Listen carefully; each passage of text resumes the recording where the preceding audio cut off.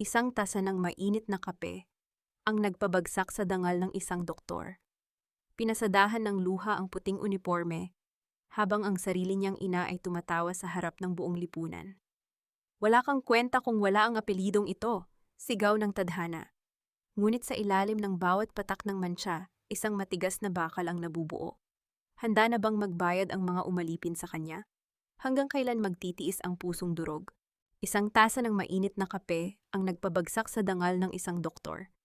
Pinasadahan ng luha ang puting uniforme habang ang sarili niyang ina ay tumatawa sa harap ng buong lipunan. Wala kang kwenta kung wala ang apelidong ito, sigaw ng tadhana. Ngunit sa ilalim ng bawat patak ng mantsa, isang matigas na bakal ang nabubuo. Handa na bang magbayad ang mga umalipin sa kanya? Hanggang kailan magtitiis ang pusong durog? Matingkad na puti ang koridor ng Villanueva Medical Center, kasing kinang ng mga pangakong madalas ipako ng pamilyang nagmamay-ari nito. Ngunit sa loob ng intensive care unit, walang kulay ang buhay kundi ang maputlang lilim ng hiningang nag-aagaw buhay. Si Dr. Theodora Villanueva ay nakatayo sa tabi ng kama ng isang pasyente. Ang kanyang mga daliri ay marahang nakalapat sa pulso na mahina ng tumibok. 5 oras na siyang walang pahinga. Ang kanyang isip ay nakatuon lamang sa monitor na tumutunog ng mabagal. Wala siyang pakialam sa mga nagagarang papuri sa labas o sa mga nagtataasang pader ng ospital na ipinangalan sa kanyang ama. Para sa kanya, ang tanging mahalaga ay ang tibok ng pusong ito na kumakapit pa sa dulo ng kawalan. Biglang bumukas ang mga pintuan ng ward. Ang mabibigat na yabang ng sapatos na may tatak ng kapangyarihan ay umalingaw-ngaw sa tahimik na silid. Hindi na kailangan pang lumingon ni Theodora upang malaman kung sino iyon. Ang amoy ng mamahaling pabango na hinaluan ng malamig na hangin ng tagumpay ay sumunod sa bawat hakbang ni Doña Beatriz. Ang mga mata ng matanda ay matalim, nakatutok sa kanya tulad ng isang talim ng kutsilyo na naghihintay na humati. Bakit narito ka pa sa loob ng kulungang ito, Theodora? Ang boses ni Doña Beatriz ay matigas. Walang bahid ng pagmamahal ng isang magulang, kundi puno ng paghamak. May mahalagang panauhin sa ibaba. Ang mga investor mula sa Singapore ay naghihintay sa pangalan ng mga Villanueva at ikaw, ang pangunahing surgeon ng pamilyang ito, ay nagtatago sa sulok na ito kasama ng isang pulubi? Hindi ko siya pulubi, inay, mahinang sagot ni Theodora nang hindi inaalis ang tingin sa pasyente.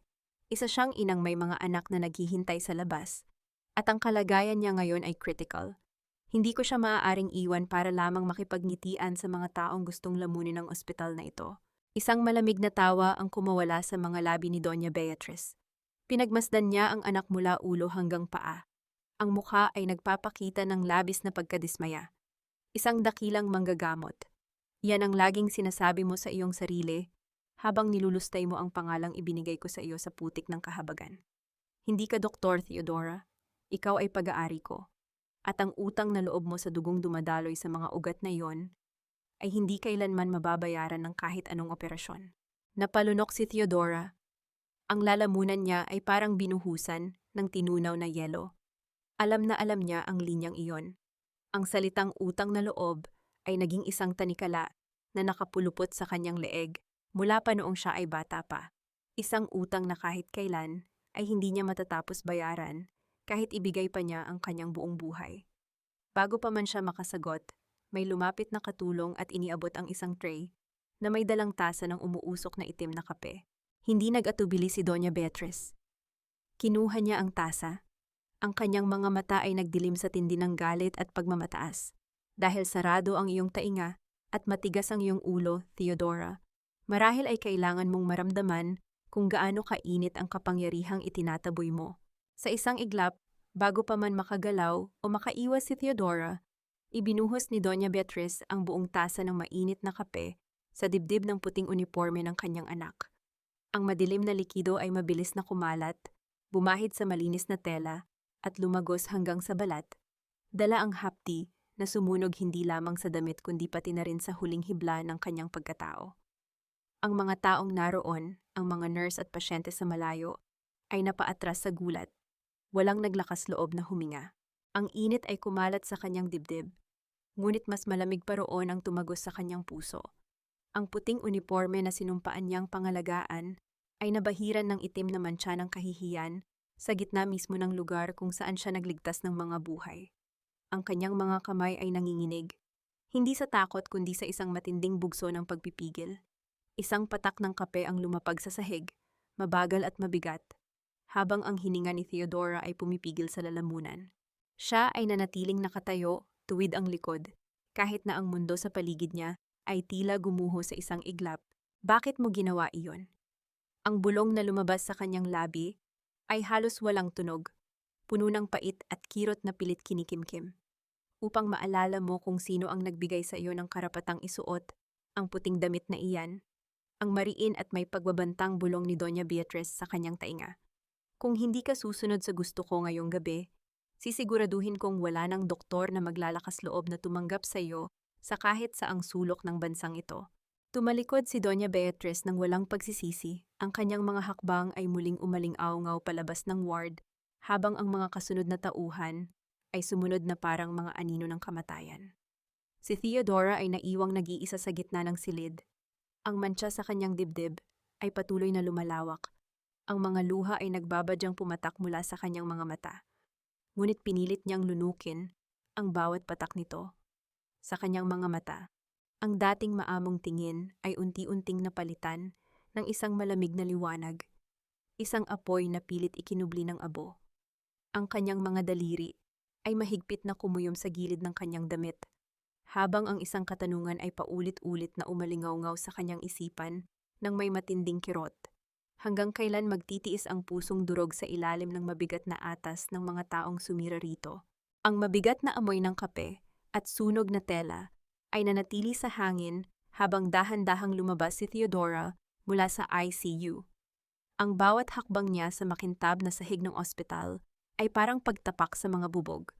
Ang mga mata ng mga nurse at doktor sa estasyon ay umiwas nang dumako ang tingin sa kanya. Walang naglakas loob na magtanong, walang nag-abot ng panyo upang tulungan siyang punasan ang itim na mantsa sa kanyang dibdib. Sa mundong ito na pinamumunuan ng apelidong Villanueva, ang awa ay isang uri ng luho na walang nakaka-afford. Nang marating niya ang kanyang maliit na silid pahingahan sa dulo ng pasilyo, isinara niya ang pinto at isinandal ang likod dito. Doon na bumigay ang kanyang tuhod. Napaupo siya sa malamig na sahig. Ang mga kamay ay mahigpit na yumakap sa sariling mga tuhod, habang ang hininga ay nagsimulang manginig. Walang sigaw, walang hagulgol. Ang pinakamatinding sakit ay kadalasang walang tinig. Isang tahimik na pagkaagnas sa loob ng dibdib, na tanging ang tumitibok na puso lamang ang nakakaramdam. Tinitigan niya ang kanyang uniforme. Ang puti ay narumihan na, ngunit habang nakatitig siya roon, may kakaibang init siyang naramdaman na umakyat mula sa kanyang sikmura patungo sa kanyang lalamunan. Hindi na ito ang takot. Ito ay ang abo ng isang pasensya na tuluyan ng nilamon ng apoy. Hindi nagtagal ang kanyang pag-iisa sa katahimikan. Isang marahang katok ang tumama sa pinto. 3 sunod-sunod na katok na nag-iwan ng kakaibang ritmo. Bago pa siya makapagsalita, bumukas ang pinto at iniluwan nito si Nurse Mateo, ang pinakamatagal na katiwala at katuwang niya sa mga operasyon na malapit ng magretiro. May hawak itong isang tuyong labahan at isang basong tubig. Doktora Theodora. Mahinang tawag ni Mateo. Ang boses ay nanginginig at puno ng pag-aalala habang pinagmamasdan ang kalagayan niya. Nakita ko si Doña Beatriz kanina. Diyos ko, hindi dapat niya ginawa iyon sa inyo. Kayo ang nagligtas sa buhay ng asawa ng alkalde noong 1 linggo, tapos ito ang igaganti niya? Kinuha ni Theodora ang basong tubig mula sa nanginginig na kamay ng matanda. Ngunit hindi niya ito ininom. Sa halip, tinitigan niya ang refleksyon ng sarili sa malinaw na likido. Ang mga mata niya ay namumula. Ngunit tuyo na ang mga luha. May mga sugat na kapag lumalim, ang luha ay hindi na sapat upang hugasan ito. Dugo at galit na ang pumapalit. Hindi na ito bago, Mateo. Ang malamig at basag na boses ni Theodora ay umaling-awngaw sa maliit na silid. Simula nang mawala si Lola, alam ko nang ang kaisa-isang paraan upang mabuhay sa ilalim ng bubong ng mga Villanueva ay ang maging sunod-sunuran. Ngunit ngayong gabi, may sumira sa huling hibla. May ibinigay sa akin ang isa sa mga security guard kanina, nag-aalinlangang wika ni Mateo, habang iniabot ang isang lumang sobre na medyo lukot at may bahid ng alikabok. Natagpuan daw ito sa ilalim ng lumang mesa sa opisina ng yumaong Doña Sofia, ang inyong lola, nang maglinis sila sa lumang wing ng gusali kanina lamang. Akala nila ay basura, ngunit nakita ko ang pangalan ninyo sa labas. Nangunot ang noo ni Theodora. Ang pangalan ng kanyang lola, si Doña Sofia, ay dekada nang ibinaon sa katahimikan pagkatapos nitong mamatay sa isang kahinahinalang aksidente noon. Inabot niya ang sobre, ang kanyang mga daliri ay bahagyang nanginginig habang binubuksan ito. Sa loob ay walang laman kundi isang lumang susi na may kalawang sa gilid at isang maliit na piraso ng papel na may sulat kamay. Ang sulat ay maikli, ngunit ang mga kataga ay parang mga matutulis na karayom na tumusok sa kanyang kamalayan. Huwag kang maniwala sa mga ngiti ng iyong ina, Theodora. Ang ospital na ito ay itinayo sa ibabaw ng mga kasinungalingan at ang dugo ng iyong lola ay sumisigaw mula sa basement. Isang malamig na simoy ng hangin ang pumasok mula sa bintana. Bagamat sarado naman ito, na nagdala ng kakaibang kilabot sa buong katawan ni Theodora. Ang susi sa kanyang palad ay malamig, isang pisikal na patunay na may mga sikreto ang pamilyang ito na pilit inilibing ng buhay. Ano ito, doktora? Tanong ni Mateo nang mapansing na tahimik ang dalaga ng matagal. Ito, ang bulong ni Theodora habang itinatago ang susi sa loob ng bulsa ng kanyang pantalon, malayo sa mga mata ng sinuman. Ito ang simula ng katapusan nila, Mateo. Bago pa makapagsalita ang matandang nurse, ang speaker sa loob ng silid ay umalingaw-ngaw sa isang matigas na utos. Dr. Theodora Villanueva, magtungo ka agad sa pribadong opisina ng tagapangulo. May pagtitipon ng pamilya at kailangan ka roon ngayon din. Tumayo si Theodora. Inayos niya ang kanyang buhok, at kahit na naroon pa rin ang madilim na mantsa ng kape sa kanyang puting uniforme, hindi na ito sagisag ng pagkatalo. Sa halip, tiningnan niya ito bilang isang balute. Hinarap niya si Mateo na may kakaibang kalmado sa kanyang mukha, isang anyo ng determinasyon na hindi kailanman nakita ng sino man sa kanya noon. Huwag kang mag-alala, Mateo, ang pabulong ngunit madiin niyang wika habang humakbang patungo sa pinto. Ang korona ng mga Villanueva ay malapit ng malagas sa kanilang mga ulo. Ang mabibigat na yabang ng mga sapatos ni Attorney Salazar ay sumalubong kay Theodora habang papalapit siya sa pribadong opisina ng tagapangulo sa pinakataas na palapag ng gusali. Ang pinto na gawa sa mamahaling kahoy ng mahogany ay bahagyang nakabukas. Naglalabas ng malamig na hangin mula sa aircon na may halong tensyon na kayang magpasuko sa sinuman. Lumakad si Theodora ng tuwid ang likod. Ang mantsa ng kape sa kanyang dibdib ay hindi na niya tinangkang takpan. Hinayaan niya itong maging paalala sa sarili kung anong uri ng bangungot ang kanyang kinakaharap. Pagpasok niya, ang mga mata ng buong angka ng Villanueva ay nakatutok sa kanya na parang mga buitreng naghihintay sa labi ng isang biktima. Nakaupo si Doña Beatriz sa gitna, ang mga braso ay nakapulupot sa dibdib habang nakangisi ng may halong paghamak. Dumating din ang ating suwail na prinsesa. Ang basag at matinis na boses ng tiyahin niyang si Tita Marisa ang bumasag sa katahimikan. Walang modo.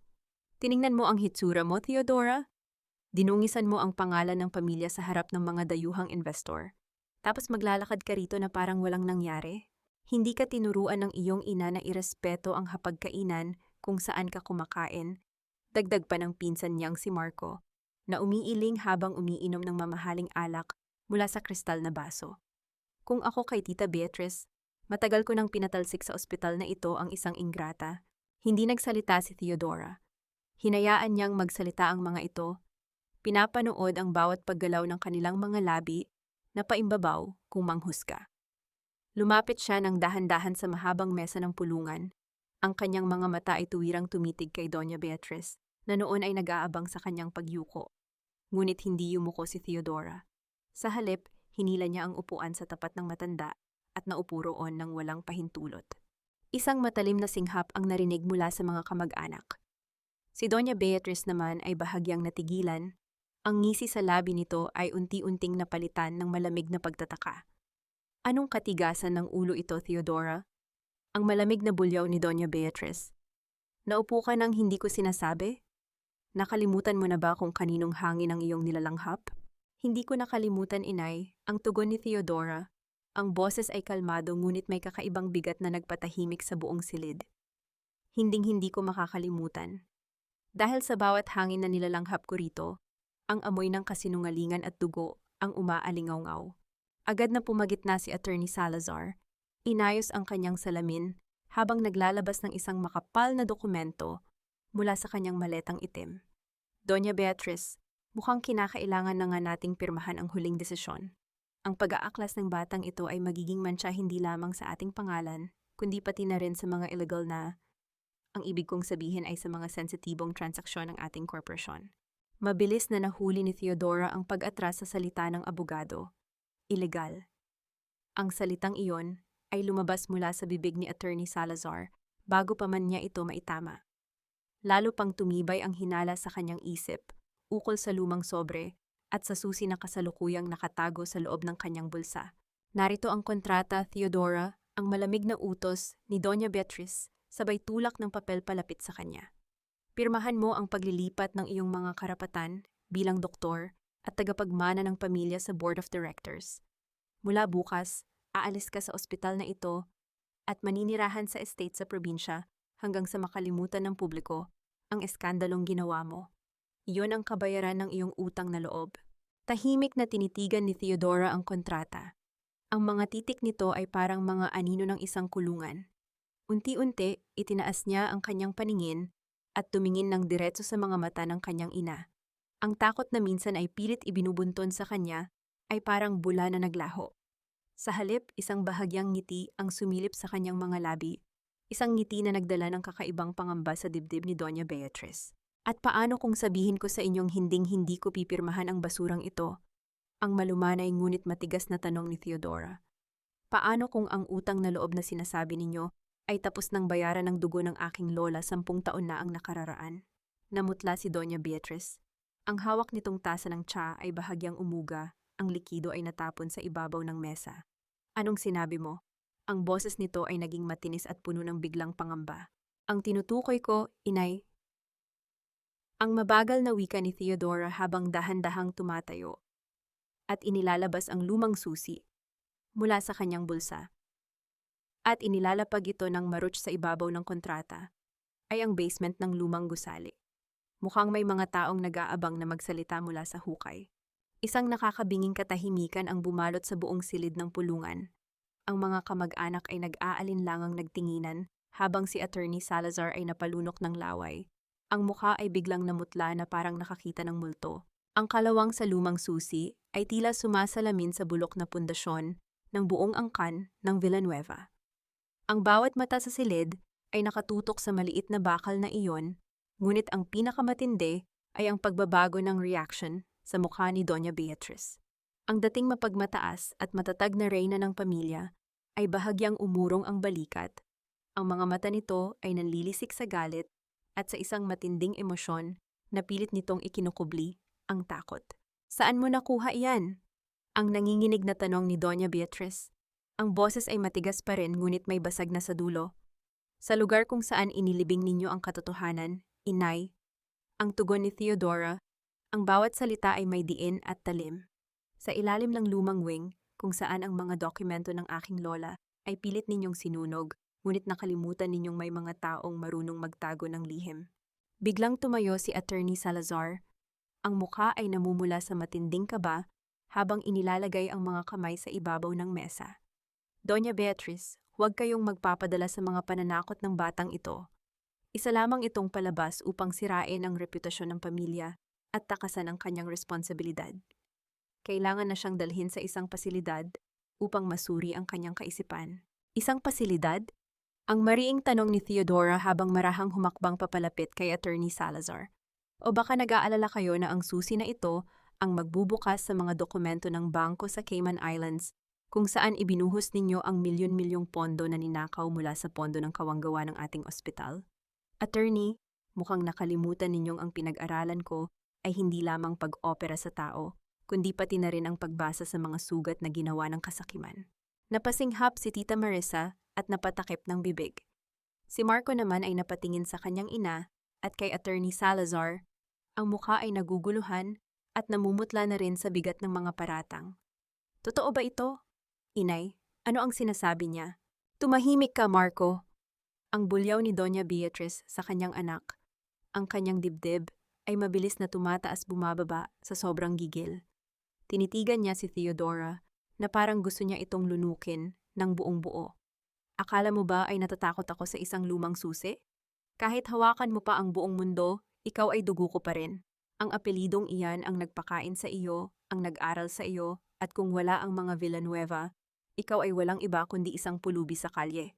Hindi na ako natatakot sa apelidong iyan, inay, ang matatag at malamig na sagot ni Theodora.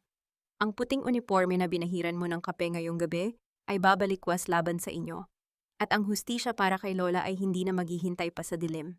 Bago pa makapagsalita si Doña Beatriz upang magbanta muli, biglang tumunog ang pintuan ng opisina.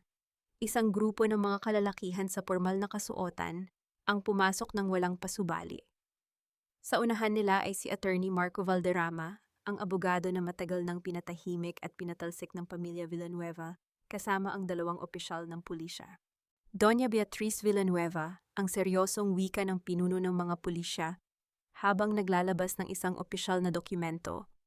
Mayroon kaming warrant para sa pag-aresto sa iyo at kay Attorney Salazar kaugnay ng kasong malversation of funds, tax evasion at ang muling pagbubukas ng investigasyon sa pagkamatay ni Doña Sofia Villanueva 10 taon na ang nakararaan. Ang buong silid ay parang binagsakan ng langit. Si Attorney Salazar ay napaatras hanggang sa sumalampak ang likod nito sa pader, habang si Doña Beatriz ay nanatiling nakatayo. Ang kanyang mga mata ay nanlalaki sa matinding gulat at galit na hindi na niya kayang pigilan. Hindi ninyo ako maaaring dakpin. Ang sigaw ni Doña Beatriz habang inilalantad ang kanyang kapangyarihan sa kabila ng pagkaalarma. Ako ang nagmamay-ari ng ospital na ito. Ako ang batas dito. Tapos na ang kaharian ninyo, inay, ang mahinang bulong ni Theodora habang tinitingnan ang pagposas sa mga kamay ng kanyang ina. Ang hustisya ay hindi binibili ng pera. Habang iginagapos ng mga pulis si Doña Beatriz papalabas ng silid, ang matanda ay lumingon kay Theodora. Ang mga mata nito ay puno ng sumpa at puot na hinding-hindi niya kailanman malilimutan. Ngunit sa pagkakataong ito, hindi na yumuko si Theodora. Nanatili siyang nakatayo ng tuwid. Ang mantsa ng kape sa kanyang dibdib ay nagniningning na parang isang medalya ng tagumpay sa gitna ng digmaan. Ang mga yabang ng bota ng mga pulis sa makintab na sahig ay dahan-dahang humina habang papalayo ang mga ito sa bulwagan. Ang naiwan sa silid ay isang nakakabasag-taingang katahimikan. Ang mga kamag-anak na kanina lamang ay matatapang at may matatalim na dila ay ngayoy nakatungo, takot na madamay sa pagbagsak ng imperyong itinayo sa ibabaw ng kasinungalingan. Lumapit si Attorney Marco Valderrama kay Theodora, ang kanyang mga mata ay may halong paghanga at pag-aalala. Ligtas na ang mga dokumentong kailangan natin para sa federal na pagsisiyasat, Doktora. Ngunit hindi rito nagtatapos ang lahat. Alam mong gagawin ni Doña Beatriz ang lahat ng kanyang makakaya upang makalaya gamit ang natitirang impluensya niya sa hudikatura. Hindi na natakot si Theodora. Ang bawat takot na minsan ay pilit ibinabaon sa kanyang dibdib ay napalitan na ng isang malamig at matatag na kapayapaan. Hinawakan niya ng mahigpit ang lumang susi sa kanyang palad. Hayaan mo siyang sumubok, Attorney Marco. Ang mahinang wika ni Theodora habang itinuon ang paningin sa malaking salamin ng opisina na nagpapakita ng liwanag ng lungsod sa ibaba. Ang mga taong nasira dahil sa kasakiman nila ay hindi na kailanman tatahimik pa. Panahon na upang ang ospital na ito ay magsilbi sa mga tunay na nagangailangan, hindi sa mga bulsa ng mapang-api.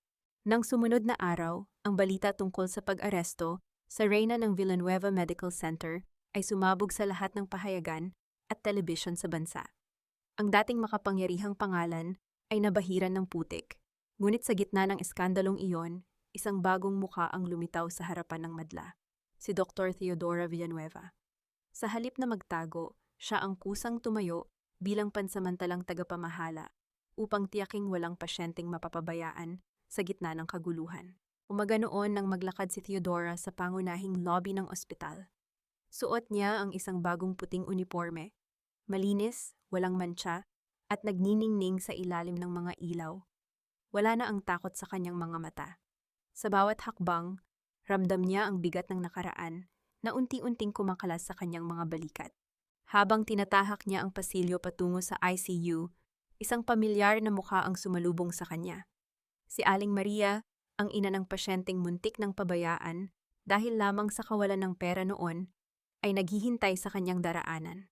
Nang makita siya nito, dahan-dahang lumapit ang matanda Kinuha ang kanyang kamay at hinagkan ito ng may luha ng pasasalamat. Maraming salamat, doktora. Ang nanginginig na wika ng matanda. Kayo ang nagligtas sa anak ko at ngayon, kayo rin ang nagligtas sa aming pag-asa na may hustisya pa sa mundong ito.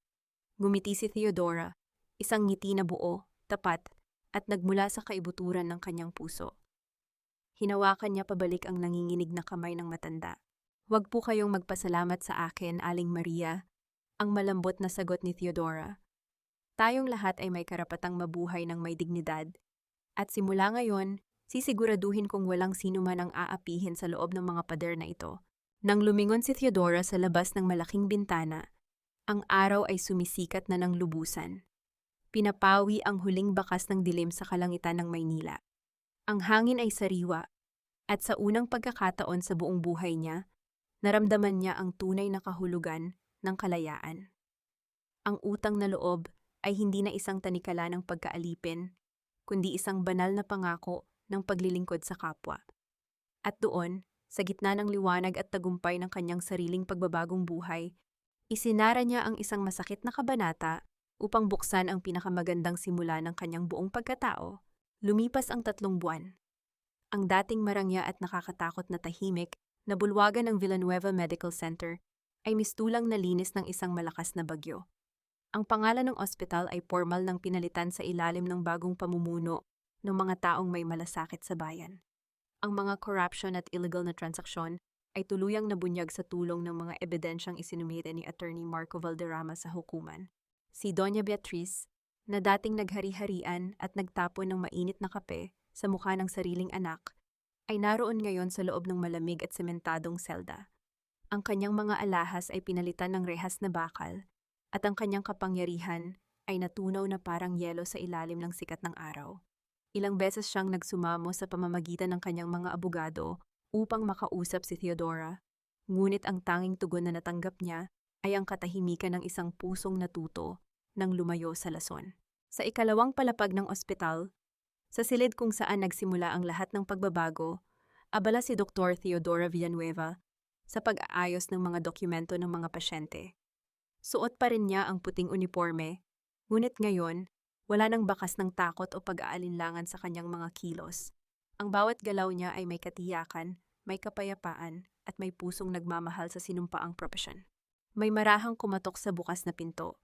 Si Attorney Marco Valderrama ang sumilip, bitbit ang isang tasang tapat na mainit na tsokolate sa halip na kape. Nakangiti ito habang lumalapit sa mesa. Doktora, nag-overtime ka na naman, ang biro ni Marco habang inilapag ang tasa sa tabi ng kanyang mga hawak na papel. O baka naman iniiwasan mo lamang ang pulong mamaya kasama ang board ng bagong pondo sa kalusugan? Hindi ko iniiwasan, Marco, ang sagot ni Theodora habang itinatabi ang panulat at inaangat ang paningin sa lalaking naging karamay niya sa gitna ng unos. Sadyang marami lamang talagang buhay ang kailangang ayusin ngayon. Alam mo namang hindi natatapos ang trabaho sa paggaling ng katawan. Minsan, kailangan ding pagalingin ang kaluluwa. Naupo si Marco sa silyang nasa tapat ng kanyang mesa. Ang mga mata nito ay seryoso, ngunit may bahid ng lambing. Alam ko. At nakikita ko kung paano mo ginagawa iyon araw-araw. Hanganga-hanga ako sa tapang mo, Theodora. Mula sa isang taong sunod-sunuran sa tanikalan ng pamilya, ngayon ay isa ka ng ganap na simbolo ng pag-asa. Hindi ako nag-isa, mahinang wika ni Theodora, habang dahan-dahang umiinom sa mainit na tsokolateng ibinigay nito. Kung hindi dahil sa tulong mo at sa alaala ng aking lola, marahil ay natangay na rin ako ng dilim noon. Tumahimik ang silid ng ilang sandali, ngunit hindi ito ang uri ng katahimikan na puno ng tensyon o pangamba. Ito ay isang payapang katahimikan na sinamahan ng simoy ng hangin mula sa labas ng bintana. Ang mga bituin sa kalangitan ng Maynila ay nagniningning ng maliwanag, tila sumasaksi sa isang bagong simula. Inabot ni Marco ang kanyang kamay at dahan-dahang pinaglapit ang kanilang mga palad sa ibabaw ng mesa. Ang init ng kanyang mga daliri ay nagdala ng kakaibang kapanatagan sa dibdib ni Theodora. Walang marangyang salita ang binitawan, ngunit sa simpleng pagdikit na iyon, naramdaman nila ang pangako ng bukas. Isang bukas na malaya sa utang na loob na mapang-api at puno ng pagmamahal na kusang sumisibol sa tamang panahon. Tumayo si Theodora at naglakad patungo sa malaking bintana. Pinagmasdan niya ang mga ilaw ng lungsod sa ibaba, ang mga sasakyang nagdaraan na may kanya-kanyang patutunguhan. Alam niyang may mga araw pa ring magiging mahirap, may mga sugat pa ring minsan, ay muling mangangati kapag umuulan, ngunit handa na siya. Ang puting uniforme na kanyang suot ay hindi na sagisag ng pasanin kundi sagisag ng kanyang sariling kaluluwa. Malinis, matatag, at handang magpagaling ng may wagas na pag-ibig. Sa kaibuturan ng kanyang puso, narinig niya ang boses ng kanyang lola na tila bumubulong sa hangin. Magpatuloy ka, anak. Ang tunay na liwanag ay nagmumula sa isang pusong hindi sumuko sa dilim. At sa unang pagkakataon, pagkatapos ng napakahabang panahon, ngumiti si Theodora ng buong puso, payapa at malaya. Isang banayad na simoy ng hangin ang pumasok sa bukas na bintana. Dinala ang malamig na simoy ng gabi na yumakap sa balat ni Theodora. Sa ibaba, ang mga sasakyan ay patuloy sa pag-ikot. Isang paalala na ang mundo ay hindi tumitigil sa pag-ikot para sa sinuman, maging sa mga taong nadapa at bumangon mula sa abo ng kanilang sariling nakaraan. Naramdaman ni Theodora ang presensya ni Marco na lumapit sa kanyang likuran. Hindi ito nagsalita. Sa halip, inilagay nito ang isang magaan na jacket sa kanyang mga balikat upang protektahan siya sa lamig ng hangin sa gabi. Ang simpleng kilos na yon ay nagdala ng isang pamilyar at ligtas na pakiramdam. Isang uri ng tahanan na matagal niyang hinanap sa loob ng isang pamilyang ginawang kulungan, ang pagmamahal. Salamat, Marco, ang mahinang bulong ni Theodora, habang bahagyang lumingon at binigyan ito ng isang payapang ngiti. Para sa iyo, kahit kailan ay hindi ako mapapagod. Ang tugon ni Marco, ang boses ay puno ng katapatan, habang ang mga mata nito ay nakatutok ng may pagmamahal sa kanyang mga mata. Sa mga sumunod na buwan, ang Villanueva Medical Center, na opisyal ng pinangalanang Sofia Memorial Medical Center bilang pag-alala sa yumaong lola ni Theodora, ay naging kanlungan ng mga taong mahihirap na minsan ay tinalikuran ng sistema. Wala nang mga bayarin na ginawang dahilan upang itaboy ang naghihingalo. Ang bawat doktor at nurse na nagtatrabaho roon ay nagdala ng sinumpaang tungkulin na may dignidad at malasakit. Ang ospital ay hindi na isang pabrika ng pera ng mga mapang-api, kundi isang templo ng tunay na pagpapagaling. Isang hapon, habang naglalakad si Theodora sa hardin sa likod ng ospital, kung saan nakatanim ang mga bulaklak na paborito ng kanyang lola, isang balita ang umabot sa kanya mula sa labas. Si Doña Beatriz, na kasalukuyang nakakulong habang naghihintay sa huling paghatol ng hukuman, ay dumanas ng malubhang pag-atake sa puso sa loob ng selda. Agad itong dinala sa pinakamalapit na pampublikong ospital dahil wala ng karapatan ng pamilya na ilipat ito sa kanilang dating pribadong pasilidad. Nang marinig ang balitang ito, napatigil si Theodora sa pag-abot sa isang puting bulaklak ng rosal. Ang kanyang hininga ay bahagyang bumagal. Ang imahe ng kanyang ina, ang babaeng nagbuhos ng mainit na kape sa kanyang dibdib, ang babaeng pilit na pumatay sa kanyang kaluluwa gamit ang salitang utang na loob, ay pumasok sa kanyang isipan. Doktora? Ang nag-aalalang tawag ni Marco na lumapit sa kanya, hawak ang isang clipboard. Nabalitaan mo ba? Nais nilang ilipat siya rito? O kaya ay humihingi sila ng espesyal na pahintulot na ikaw ang tumingin sa kanyang kalagayan dahil kritikal ang kondisyon niya? Tinitigan ni Theodora ang puting bulaklak sa kanyang kamay. Ang mga talulot nito ay malinis, walang bahid ng dumi. Tumagal ng ilang segundo ang katahimikan bago siya dahan-dahang lumingon kay Marco. Ang kanyang mukha ay seryoso, ngunit walang galit, walang puot, at walang pagnanais na maghiganti. Ang sinumpaang tungkulin ng isang doktor ay hindi namimili ng mukha, Marco. Ang mahinang wika ni Theodora. Kahit sino pa siya sa nakaraan, sa sandaling ito, siya ay isang pasyenteng nangangailangan ng tulong. Ngumiti si Marco. Ang paghanga sa mga mata nito ay lalo pang lumalim. Kilala ko nga ang doktor na pinakasalan, ang doktor na minamahal ko.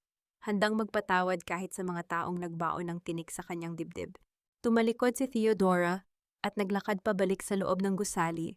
Kinuha ang kanyang puting stethoscope na nakasabit sa gilid ng mesa.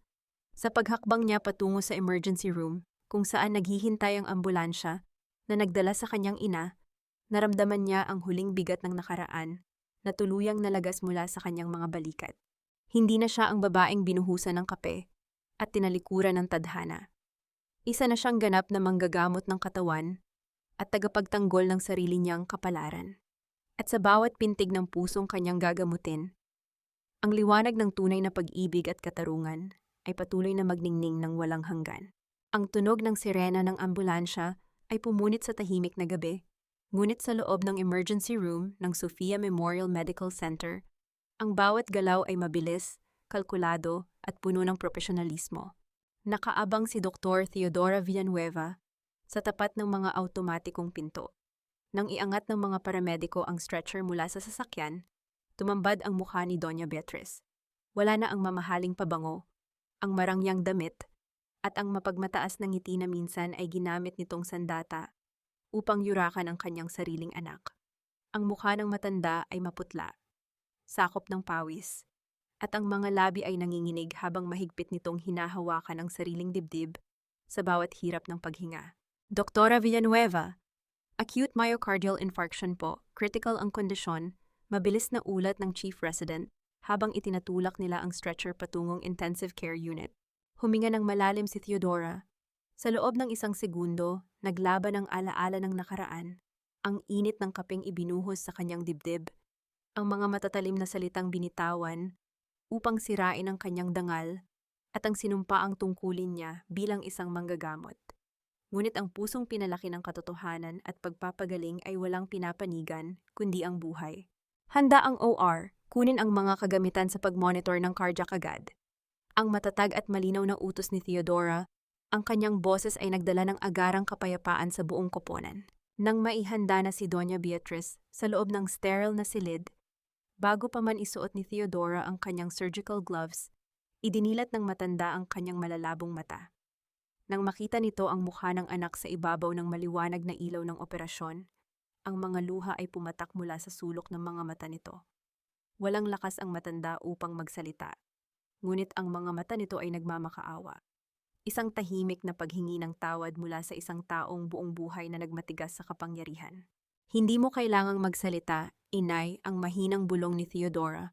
Ang boses ay kalmado at walang bahid ng galit. I-save natin ang iyong buhay ngayon. Ang natitira ayusin natin pagkatapos. Sinimulan ni Theodora ang operasyon. Ang kanyang mga kamay ay matatag. Walang pag-alinlangan, bawat galaw ay sinadya upang ibalik ang tibok ng pusong iyon na minsan nang naghangad na tumigil sa kanyang pagkatao. Sa bawat minutong lumipas sa loob ng silid na iyon, ang galit ng nakaraan ay dahan-dahang natunaw. Pinalitan ng banal na kapayapaan ng pagpapatawad. Makalipas ang ilang oras ng matinding operasyon, sa wakas ay tumunog ang aparato sa isang matatag at regular na ritmo. Tagumpay ang operasyon, ang wika ni Theodora habang inalis ang kanyang surgical mask. Ang mga mata ay nagniningning hindi sa pagod, kundi sa tagumpay ng buhay.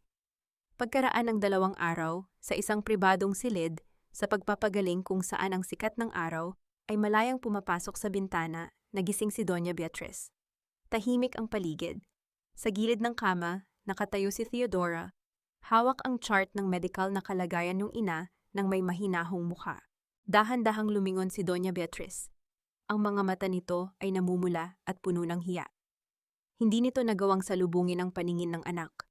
Bakit mo pa ako iniligtas? Ang basag at mahinang tanong ng matanda. Pagkatapos ng lahat ng ginawa ko sa iyo, pagkatapos ng lahat ng kalupitan ko, dahil ako ay isang doktor, inay. Ang sagot ni Theodora habang inilalagay ang chart sa gilid ng mesa at dahan-dahang lumapit. At dahil natutunan ko ng mahalin ang sarili ko ng sapat upang hindi na maging katulad mo. Ang galit ay isang mabigat na pasanin na hindi ko na kailangang dalhin pa. Napahagulgol si Doña Beatriz. Ang matigas na reyna ng pamilya Villanueva ay tuluyang bumigay, binuhos ang lahat ng pagsisisi sa mga palad na nakatakip sa mukha. Naupo si Theodora sa gilid ng kama at sa kauna-unahang pagkakataon, pagkatapos ng napakahabang taon, dahan-dahang hinawakan ng anak ang nanginginig na balikat ng kanyang ina. May mga sugat na matagal maghilom, inay, ang marahang wika ni Theodora, habang pinagmamasdan ang labas ng bintana, kung saan ang mga ibon ay malayang lumilipad. Ngunit ang bawat bagyo ay may katapusan. Ngayon, maaari ka nang magpahinga. Wala na ang utang na loob na kailangan mong singilin sa akin. Malaya na tayo. Sa sandaling iyon, ang huling kadiliman na bumabalot sa pamilya ay tuluyan ng napawi. Ang pagpapatawad ay hindi nagbura sa nakaraan, ngunit binigyan nito ng malinis na pahina ang hinaharap. Isang patunay na sa dulo ng bawat matinding pagsubok, ang pag-ibig at katarungan ang laging mananaig. Lumipas ang ilang buwan pagkatapos ng operasyon ni Doña Beatriz. Ang dating matigas at mapang-aping reyna ng pamilya Villanueva ay piniling manirahan ng tahimik sa isang maliit na kabahayan sa tabi ng dagat sa probinsya ng Batangas, malayo sa ingay, yaman at kapangyarihan ng Maynila. Ang kanyang mga ari-arian at ang natitirang kayamanan ng pamilya ay formal na ipinamahagi sa mga kawanggawa at sa mga pamilyang naapektuhan ng mga maling sistema noon. Wala na siyang iniwang luho, kundi ang katahimikan ng konsensya at ang mga alon ng dagat na dahan-dahang humuhugas sa kanyang mga nakaraang kasalanan. Sa Sofia Memorial Medical Center, ang pangalan ni Dr. Theodora Villanueva ay naging simbolo ng katatagan, malasakit, at tunay na yaman ng pagpapagaling. Ang ospital ay patuloy na lumago bilang isang kanlungan kung saan ang bawat buhay ay pinapahalagahan ng pantay-pantay anuman ang estado sa lipunan. Isang hapon ng Sabado, ang hardin sa likod ng ospital ay napuno ng masayang tawanan at musika. Isang simpleng pagtitipon ang ginanap, isang celebration hindi ng kapanganakan o tagumpay sa negosyo, kundi ng pagpapalaya sa nakaraan at pagsisimula ng isang wagas na bukas. Ang mga nurse, mga doktor, at ilang lumang pasyente na gumaling ay nagsalo-salo sa ilalim ng mga naglalakihang puno ng mangga na pinalamutian ng mga maliliit na ilaw. Si Theodora ay nakatayo sa may hardin, suot ang isang simpleng puting bestida na may bordadong maliliit na bulaklak. Wala na ang puting uniforme ng ospital. Wala na rin ang bigat ng mantsa ng kape na minsan ay sumira sa kanyang gabi. Ang mukha niya ay payapa. Ang mga mata ay nagniningning sa ilalim ng dapit hapon. Napansin niya ang paglapit ni Attorney Marco Valderrama. May dala itong isang maliit na kahon na nakabalot sa payapang puting laso. Ngumiti si Marco, ang mga mata nito ay puno ng pagmamahal na walang halong pag-aalinlangan. Doktora Villanueva, ang pambungad na biro ni Marco habang inihaharap ang kahon, mukhang opisyal nang tapos ang shift mo para sa araw na ito. O baka naman may itinatago ka pang pasyente rito sa hardin. Napatawa si Theodora, isang malinaw at masayang tawa na umalingaw-ngaw sa hangin. Wala na akong pasyente ngayong gabi, Marco. Ang tanging pasyente ko na lamang ay ang sarili ko at mukhang gumaling na rin naman siya ng tuluyan. Binuksan ni Marco ang maliit na kahon. Sa loob ay walang mamahaling brilyante o ginto na kasing tindi ng mga alahas ng mga Villanueva noon. Naroon lamang ang isang payapang singsing na pilak na may nakaukit na maliit na bulaklak ng rosal. Ang parehong bulaklak na namumulaklak sa hardin ng kanyang lola. Theodora, ang seryoso at malambot na wika ni Marco habang tinitingnan siya ng diretso sa mga mata. Matagal tayong lumaban sa kadiliman ng iba. Ngayon, gusto kong sabihin sa iyo na sa bawat bukas na darating, hindi mo na kailangang lumaban ng mag-isa. Gusto kong ikaw ang maging tahanan ko. Pinagmasdan ni Theodora ang singsing. Pagkatapos ay itinaas ang kanyang paningin sa mga mata ni Marco. Doon ay nakita niya ang katapatan, ang kalinga at ang kalayaang matagal niyang pinangarap. Dahan-dahan siyang tumango, ang mga luha ng kaligayahan ay naglandas sa kanyang mga pisngi, ngunit may kasamang ngiti ng tagumpay. Oo, Marco, ang bulong niya. Magkasama nating lalakbay ng liwanag. Nang isuot ni Marco ang singsing sa kanyang daliri, ang paligid ay pinalibutan ng masayang palakpakan at hiyawan mula sa mga kasamahan nila sa ospital. Si Aling Maria ay nagpahid pa ng luha sa gilid ng kanyang mga mata habang pinapanood sila. Sa itaas, ang kalangitan ng Maynila ay nagsimulang magningning sa mga unang bituin ng gabi. Ang kwento ng isang babaeng binasag ng sarili niyang pamilya ay natapos hindi sa paghihigante, kundi sa isang dakilang pagpapatawad at wagas na pag-ibig. Si Theodora ay malaya na, isang tunay na manggagamot na nagdala ng liwanag sa dilim at ngayon ay handa ng yakapin ang pinakamagandang bahagi ng kanyang buhay. Ang simoy ng hangin sa hardin ay nagdala ng malamig na dampi, habang ang mga ilaw na nakasabit sa mga sanga ng puno ay nagsimulang kumislap sa pagsapit ng gabi. Ang yakap ni Marco ay mainit at matatag, nagbibigay ng katiyakan na sa wakas, ang mga unos na dumaan sa kanilang buhay ay tuluyan ng napalitan ng payapang simoy ng tagumpay. Makalipas ang ilang linggo mula nang maganap ang kanilang simpleng selebrasyon sa hardin, Ang Sofia Memorial Medical Center ay formal nang nagbukas ng isang bagong pasilidad, ang Sofia at Theodora Wellness Wing. Ito ay isang espesyal na gusali na nakatuon hindi lamang sa pagpapagaling ng pisikal na karamdaman, kundi pati na rin sa paggabay sa mga kababaihan at pamilyang dumanas ng pang-aabuso, karahasan sa tahanan at trauma mula sa nakakalason na ugnayan ng pamilya, toxic family dynamics. Si Dr. Theodora Villanueva, suot ang kanyang puting damit doktor, ngunit may suot na ring pilak sa kanyang daliri, ay abala sa pakikipag-usap sa unang batch ng mga pasyente sa counseling center. Huwag kayong matakot magsimula muli, ang malumanay na wika ni Theodora, habang nakatingin sa isang batang ina na nanginginig ang mga kamay, habang ikinukwento ang kanyang pinagdaanan. Ang bawat sugat ay may kaakibat na aral. Ang paglaya ay nagsisimula sa sandaling tanggapin natin na hindi natin kasalanan ang maging biktima ng kasakiman ng iba. Ang mahalaga ay kung paano natin isusulat ang natitirang pahina ng ating buhay. Ang ang mga salitang iyon ay hindi lamang basta payo.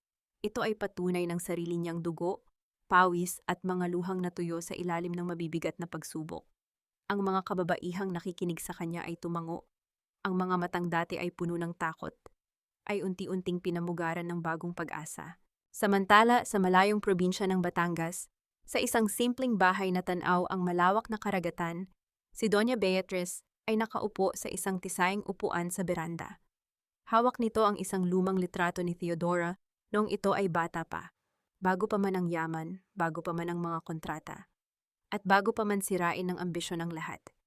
Isang banayad na ngiti ang sumilip sa mga labi ng matanda, malayo sa mapangaping reyna ng nakaraan. Walang karangyaan, ngunit sa unang pagkakataon sa kanyang buhay, payapa ang kanyang paghinga habang pinapanood ang paglubog ng araw sa abot-tanaw. Bumalik si Theodora sa kanyang opisina bandang 7:00 ng gabi. Naabutan niya si Marco na naghihintay sa mesa, may dalang 2 tasa ng mainit na tsaa at isang maliit na mangkok ng paborito niyang prutas. "Pagod ka na ba, doktora?" ang nakangiting tanong ni Marco habang iniaabot ang tasa. "Hindi na ngayon," ang sagot ni Theodora habang naupo sa tabi nito at isinandal ang ulo sa balikat ng lalaki. "Parang ang gaan-gaan ng lahat, Marco. Para bang ang bawat hakbang ko ngayon ay may sariling pakpak. Dahil inilipad mo ang sarili mo mula sa kulungan ng iba," ang bulong ni Marco habang hinahapwis ang kanyang buhok. "At ngayon, ikaw na ang nagbibigay ng pakpak sa mga taong gustong lumipad." Nagtagpo ang kanilang mga labi sa isang marahan at matamis na halik. Isang pagsasara ng masakit na kabanata at pagbubukas ng walang hanggang liwanag. Sa ibabaw ng Sofia Memorial Medical Center, ang pangalan ng ospital ay nagniningning sa dilim, hindi dahil sa ginto o kapangyarihan, kundi dahil sa liwanag ng isang pusong natutong magmahal, lumaban at magpatawad ng buong buo. Ang kwento ng pamilyang Villanueva ay naging aral sa buong bansa, na ang tunay na dangal ay hindi namamana sa apelido, kundi inuukit ng sariling mga kamay sa pamamagitan ng kabutihan at katarungan. Ang yang gabi ay lumalim, ngunit ang katahimikan sa opisina ni Theodora ay napuno ng isang mainit at makahulugang kapayapaan. Pagkatapos ng mahabang buwan ng muling pagtatayo ng ospital at ng kanilang sariling mga buhay, ang kasal ni Theodora at Marco ay itinakda sa isang simpleng araw ng tagsibol, isang seremonya na malayo sa nagagahang pagtitipon ng mga mayayaman, kundi puno ng mga taong tunay na nagmamahal at nagmalasakit sa kanila. Walang mga mamahaling gown mula sa Milan o mga bisitang politiko na naguunahan sa atensyon. Ang kasal ay ginanap sa maliit na simbahang bato malapit sa dalampasigan sa Batangas, kung saan tanaw ang asul na dagat. Si Aling Maria ang tumayong saksi, habang ang ilang mga kasamahan sa Sofia Memorial Medical Center ay masayang nakangiti sa mga silya. Si Doña Beatriz ay hindi dumalo sa mismong seremonya, ayon na rin sa sarili nitong kahilingan, upang hindi na magdala ng anino ng nakaraan sa pinakamagandang araw ng kanyang anak. Ngunit sa umaga ng kasal, isang simpleng kahon ang dumating sa dressing room ni Theodora. Sa loob ay may isang pares ng lumang hikaw na ginto, ang tanging pamana ng kanyang lola na itinago ni Doña Beatriz sa loob ng maraming taon, at isang maikling lihim na sulat. "Hayaan mong ang liwanag ng nakaraan ang magsilbing gabay sa iyong bagong simula. Patawarin mo ang iyong ina, Nang sandaling isuot ni Theodora ang mga hikaw na iyon, naramdaman niya ang pagdaloy ng isang pambihirang gaan sa kanyang dibdib. Ang huling hibla ng hinanakit ay tuluyan ng napawi. Nang maglakad siya sa simpleng pasilyo ng simbahan sakbit ang puting bestida, suot ang kanyang likas na ganda at matatag na ngiti, nakita niya si Marco na naghihintay sa dulo ng altar. Suot ang simpleng puting barong Tagalog, ang mga mata ng lalaki ay nagniningning sa luha ng kaligayahan. Wala nang mga tanikala ng utang na loob, walang mga matang nanghuhusga, at walang mga kasinungalingang sumasakal. Theodora ang mahinang bulong ni Marco, nang abutin nito ang kanyang kamay sa harap ng dambana. Ikaw ang aking tahanan, ang aking simula, at ang aking buong mundo. At ikaw ang aking kapayapaan, Marco. Ang sagot ni Theodora habang nagpapalitan sila ng mga panata na nagmula sa kaibuturan ng kanilang mga puso. Matapos ang seremonya, sa ilalim ng nagniningning na mga bituin at sa saliw ng mahinang alon ng dagat, naganap ang salo-salo. Walang formal na programa, tanging tawanan, kwentuhan, at musika ng gitara ang umalingaw-ngaw sa hangin. Niyakap ni Theodora ang kanyang asawa habang pinapanood ang mga taong tinulungan nila na sumasayaw at masayang kumakain. Sa puntong iyon, alam ni Theodora na ang kanyang kwento ay hindi na tungkol sa isang babaeng binuweltahan ng kape at tinalikuran ng mundo. Ito ay kwento ng isang mandirigma na nagsuot ng puting uniforme, lumaban gamit ang katarungan at nagwagi sa pamamagitan ng pagpapatawad. Ang pag-ibig at kapayapaan ay tuluyan ng nanahan sa kanyang mga kamay, handang magpagaling ng iba pa sa mga darating pang panahon. Lumipas ang mga taon at ang pangalan ng Sofia Memorial Medical Center ay patuloy na naging tanglaw ng pag-asa sa buong bansa. Ang maliit na wellness wing na itinatag ni Dr. Theodora Villanueva ay lumaki at naging isang malaking institution na nagbibigay ng libreng legal at medical na suporta sa mga kababaihan at pamilyang biktima ng pang-aabuso at sistemang mapangapi. Ang harden sa likod ng ospital ay napuno na ngayon ng mayayabong na bulaklak ng rosal at mga puno ng mangga na nagbibigay ng lilim sa mga pasyenteng nagpapagaling. Madalas makitang naglalakad doon sina Theodora at Marco, kasama ang kanilang dalawang malulusog at masayahing anak, isang patunay na ang pag-ibig na itinayo sa ibabaw ng katotohanan ay may matatag na pundasyon at kailanman ay hindi matitinag ng anumang bagyo. Sa malayong baybayin ng Batangas, si Doña Beatriz ay namuhay ng payapa hanggang sa kanyang pagpanaw. Sa kanyang mga huling sandali, wala siyang katabi kundi ang tunog ng mga alon at ang sulat ng kapatawaran mula kay Theodora na nakalagay sa ibabaw ng kanyang ulunan. Sa paglisan ng matanda, naiwan ang aral na ang kapangyarihan at yaman ay lumilipas, ngunit ang kadalisayan ng isang pusong nagpatawad at nagmahal ay mananatiling buhay magpakailanman. Isang hapon, habang hawak ni Theodora ang kamay ng kanyang bunso sa hardin ng ospital, naramdaman niya ang pamilyar at mainit na paghawak ni Marco sa kanyang baywang. Hinalikan siya nito nang mararsa sa tuktok ng ulo, habang pinapanood ang paglubog ng araw na nag-iiwan ng kulay kahel at ginto sa kalangitan. May ginawa akong desisyon para sa susunod na buwan, ang nakangiting bulong ni Marco. Ano na naman iyon, Attorney Valderrama? Ang natatawang tanong ni Theodora habang lumingon sa asawa. Gusto kong magbakasyon tayo, tayong apat lamang. Walang ospital, walang mga kaso, walang trabaho. Isang buong linggo sa tabing dagat. Tumango si Theodora, ang kanyang mga mata ay nagniningning sa kaligayahan. Sang-ayon ako. Huminga siya ng malalim, dinama ang sariwang hangin at ang tibok ng buhay na pumapaligid sa kanya.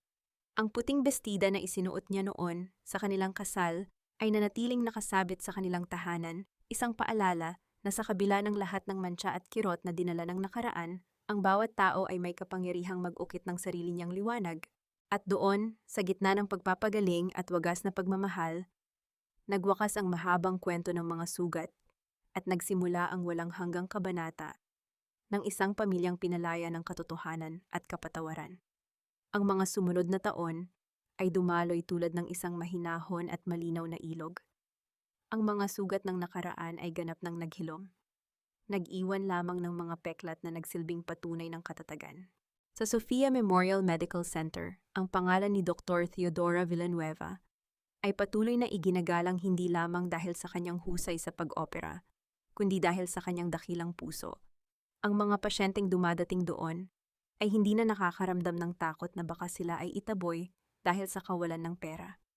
Sa halip, sumasalubong sa kanila ang mga ngiti ng mga nurse at doktor na naniniwala na ang panggagamot ay isang banal na misyon, hindi isang negosyo.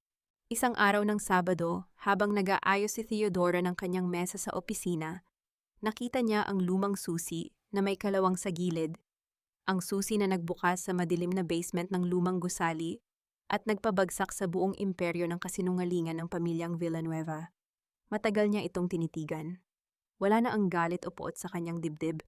Ang tanging naramdaman niya ay isang malalim na pakiramdam ng pasasalamat.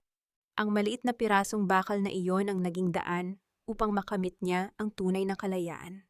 Inilagay niya ang susi sa loob ng isang maliit na glass frame, kasama ang isang tuyong bulaklak ng rosal mula sa hardin ng kanyang lola. Isinabit niya ito sa pader ng kanyang opisina, katabi ng kanyang lisensya sa medisina. Kumatok ang pintuan at pumasok si Marco kasama ang kanilang dalawang anak.